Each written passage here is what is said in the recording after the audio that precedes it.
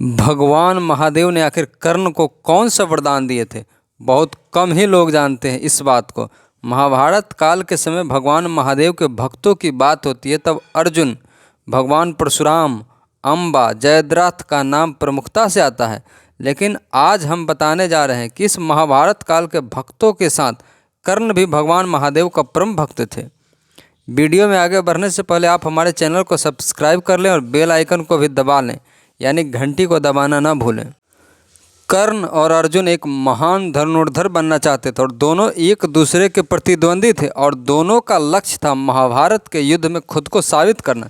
एक बार गुरु द्रोण जब अर्जुन को दुनिया का सर्वश्रेष्ठ धनुर्धर घोषित कर दिए, तब भगवान परशुराम का शिष्य वहां आकर गुरु द्रोण और अर्जुन को इस अहम को तोड़ने के लिए चुनौती भी दी, परंतु सूर्यास्त होने के कारण यह चुनौती अधूरा रह गया। जब महाभारत का युद्ध प्रारंभ होता है तो कर्ण सबसे अधिक उत्सुक थे, क्योंकि उन्हें अपने आप को सिद्ध करना था।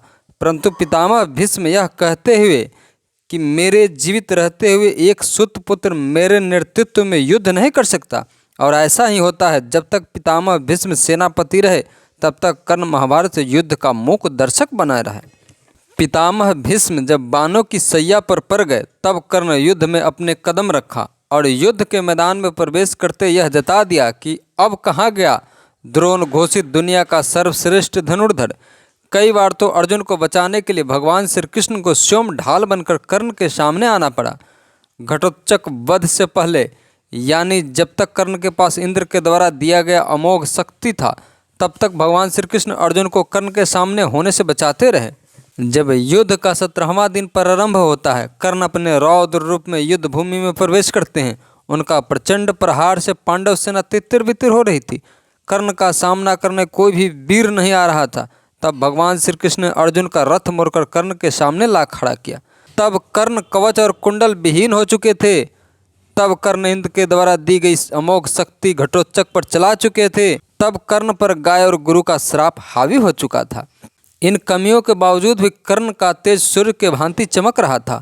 वह इन तमाम शक्तियों के बिना भी अर्जुन का वध कर सकते थे, परंतु दो बचने मिथ्या हो जाने का भय भी कर्ण को सता रही थी। पहला, माता कुंती का 5 पुत्रों का होना। अगर अर्जुन की मृत्यु होती तो माता कुंती के दिए गए वचन अनुसार कर्ण को पांडव बनना पड़ता। इस परिस्थिति में मित्र दुर्योधन का साथ निभाने का वचन टूट जाता। कर्ण के पास अभी भी गुरु परशुराम का दिया हुआ विजय धनुष था, जिसका प्रयोग कर्ण ने महाभारत युद्ध में कभी भी नहीं किया था, जबकि विजय धनुष गांडी से भी अधिक शक्तिशाली था। भगवान परशुराम को यह धनुष महादेव जी ने दिया था और परशुराम ने वही शिव धनुष महारथी कर्ण को दे दिए। इसलिए एक तरह से माना जाए तो कर्ण को भगवान शिव का वरदान और आशीर्वाद अर्जुन से पहले मिल चुका था।